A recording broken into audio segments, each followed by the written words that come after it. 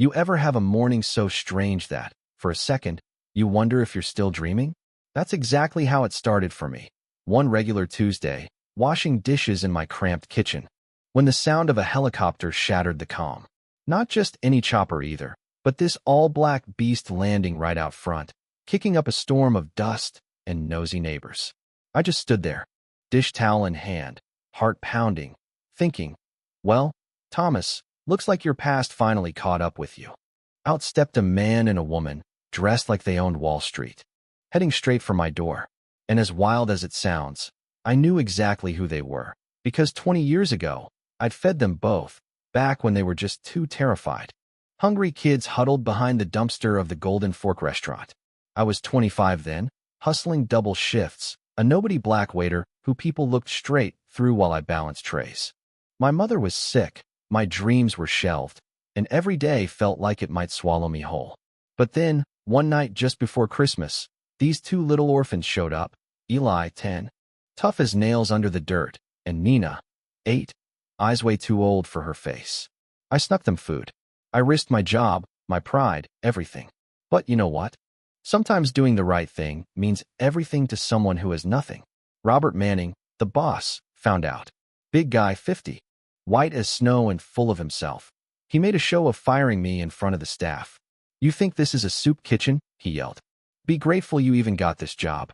I left with my dignity barely hanging on, but I kept feeding the kids with scraps from home, holding on until, one day, they just vanished, taken by social services, swept away without a trace.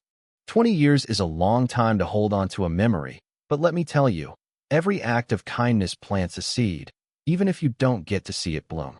And as those two strangers crossed my yard, I realized every humiliation I'd endured, every door slammed in my face, was leading to this exact moment. Let me back up a sec. After getting fired, Manning didn't stop at ruining my job. He made sure I was blacklisted from every restaurant in town. "People like him will never change," he'd say to his country club pals. Like he was doing charity, just hiring me. I tried everything. Car washes, graveyard shifts, cleaning offices, handing out flyers for $1 an hour, anything to get by. My mother, Ruth, she was my whole world. She'd press a cool cloth to my bruised knuckles and whisper, "You're worth more than this, son." She believed it, even when I couldn't. Nobody knew I had a degree in business. Graduated top of my class. Nobody cared. Being a black man in this city meant every achievement was invisible, every mistake broadcast. But those kids changed me. Even when I had nothing, I gave them what I could. I sold my things, skipped meals, just to keep them warm. And you know what's funny? The men who mocked me for stealing food, for being less than, they were the real thieves. I listened. I watched. I learned. So I started keeping records, names, dates, dirty deals whispered over $50 steaks. Manning and his crew were running a game. Tax fraud, shell companies, racist hiring. Years passed. My mom died in a public hospital bed, holding my hand, telling me, "Turn this pain into something bigger, Thomas." At her funeral, I met Marcus Chun, an old friend of hers, now a tax attorney. When I showed him my notebook, his eyes went wide. "You've built a case the IRS can't ignore," he said. "Or," he added, "we build something even stronger. You in?" That was the real turning point. Manning kept expanding his empire, thinking he'd won. He didn't know the janitor cleaning his office at night was collecting receipts, snapping photos, recording every casual slur through the thin walls. I became a ghost in their world, gathering evidence with the patience of someone who's got nothing left to lose. Chun said I should have been a detective. I told him I just wanted justice, real justice, not revenge. The hammer came down all at once. The IRS launched an audit. The health department swooped in. Journalists exposed Manning's food empire built on exploitation. Front page, his voice on tape spewing hate, documents everywhere. His investors pulled out. Licenses were suspended. Staff quit in droves. When he called to threaten me, I didn't flinch. "Remember me, Mr. Manning? The waiter you fired for feeding hungry kids." He went pale. "How did you?" "I just listened, sir." And I wrote it all down. He offered me money. I laughed. "I don't want your money. I want you to understand. Every choice you made, every cruelty, came back to you." That afternoon, as Manning's world collapsed, as he watched crowds with picket signs and TV crews swarm his once proud restaurant. I sat in my tiny apartment and finally exhaled. Not with joy, but with a strange kind of peace. I'd turned all his hate into something bigger than either of us. A few months later, I got a call. The German investors who dumped Manning wanted me for their own auditing firm. I joined up with Chun, and we built a business exposing corporate injustice. It grew faster than I could have dreamed. Universities called. I gave talks about the real power of patience and documentation. The best revenge, I always told them, is building something your enemies could never imagine. And Manning? He lost everything. Mansion gone, name ruined, nights spent managing a gas station on the edge of town. Funny thing, sometimes I'd see him at the grocery store. We'd lock eyes, and he'd look away. Beaten, smaller somehow. And all I felt was relief. No anger left. Years passed. That's when the helicopter landed. The very same noise that opened this story. Out came Eli and Nina. Not children anymore. Eli had started his own chain of restaurants, hiring people society forgot. Nina had become a force of nature in court, fighting for people like us. They brought me a yellow drawing they'd made as kids, a stick figure sheltering two children in a storm. We laughed. We cried. And together, we decided to start a foundation, a place that trains kids, gives them hope, connects them to real futures, so they never have to beg for leftovers. As I stood looking out from my new office, no longer small, but a penthouse at the city's heart, I saw the city buzzing with life, full of people still struggling, still dreaming. Manning's name became a warning in business schools, a story of arrogance and downfall. Our foundation, we changed hundreds of lives, helped thousands of families, and proved you don't need power to make change, just conviction. Now, whenever someone asks me what I'd say to those facing what I did, I tell them this. The line between revenge and justice is razor thin. Revenge is fire. It burns out fast and leaves nothing but ashes. But justice? Justice builds. Justice lifts people up. Justice is the reason I became stronger, not broken. So, let me ask you, have you ever faced something you thought you'd never get through? Did you turn it into something greater? Leave a comment below and tell me your story. Because at the end of the day, success speaks louder than any insult. And sometimes the quietest victories are the ones that change the world. They say after the storm comes calm, but nobody tells you about the aftershocks. Success brings its own kind of trouble. You know what I mean? Once our foundation started making headlines, the world noticed. Not just grateful families, not just young people getting their first real shot, but also the powerful men who'd gotten used to making the rules. They called us troublemakers, bleeding hearts, sometimes worse. But that didn't slow us down, not after what we'd already been through. Let me tell you about a night that sticks with me. It was winter, snow falling so hard you couldn't see the street. I was leaving the office late, last one out, as usual, when I heard footsteps in the alley behind our building. I turned, and this guy steps out of the shadows. Tall, expensive coat, sharp voice. "Mr. Santos," he says, "may I have a word?"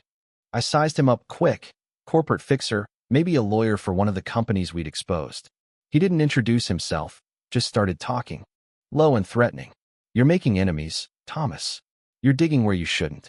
Big names are not happy." He offered me an envelope, thick with cash. "It'd be smart to take a vacation. You and your friends." I looked him right in the eye and said, "You can keep your money. The only thing I want is change." He smiled like I'd told a joke and disappeared into the snow. I went home that night more fired up than scared. When you've been underestimated your whole life, intimidation doesn't work. It just confirms you're on the right track. But I'd be lying if I said it didn't get to me. For weeks after, there were crank calls, threats, even rumors that someone might try to break into the foundation's office. Eli wanted to hire security. Nina, always the firebrand, wanted to go public and call these people out. I took a breath and thought about my mother, how she used to say, "Let your actions speak for you, Thomas. The truth is louder than noise." So we kept going, head down, heart open. Our foundation grew.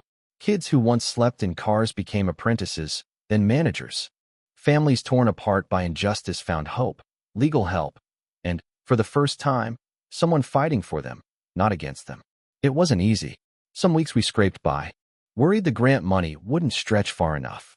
Other times, we'd get anonymous donations, sometimes big, sometimes small, always inside.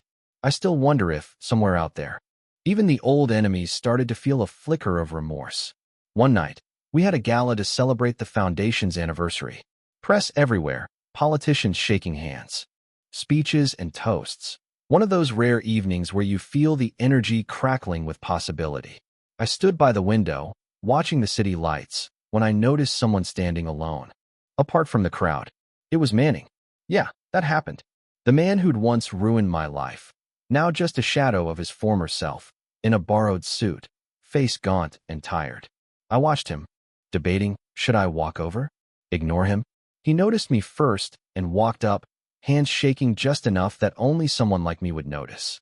Thomas, he said quietly, can we talk? I nodded. We found a corner away from the noise. He didn't apologize, not really. But he looked at me with something like humility for the first time in his life. I lost everything, he said. You know that. I blamed you. For years, I blamed everyone but myself. But I saw what you built. The lives you changed. I just needed you to know. You were right.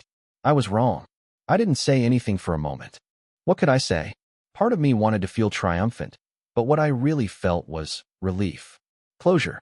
Manning, I said, the past is heavy. But it's not a prison, unless you make it one. He nodded, looked down, then slipped away before anyone noticed.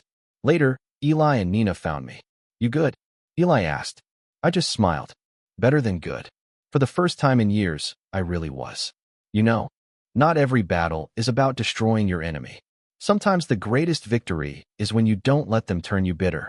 Sometimes it's just standing tall, living free, and letting the world see that hate doesn't get the last word. The foundation kept growing. We started a program for former inmates, teaching them business skills and giving them a shot at a fresh start. Some of those men and women had stories that would break your heart, but they rebuilt, too. The city changed, little by little. Laws passed. People started paying attention, questioning old systems. And every once in a while, someone would tell me, I watched your story. It gave me courage. That's when I'd remember. It was never about me. It was about proving that justice isn't a fantasy. It's a fight worth having. Now, maybe you're wondering if all wounds really heal, or if forgiveness is ever possible in a world like this. Maybe you're wrestling with your own Mannings, your own moments where the whole world tried to keep you down. Let me tell you, every scar is a lesson, every struggle a stone in the foundation of your own strength. If you've ever faced down injustice, if you've ever had to rebuild from nothing, I want to hear your story.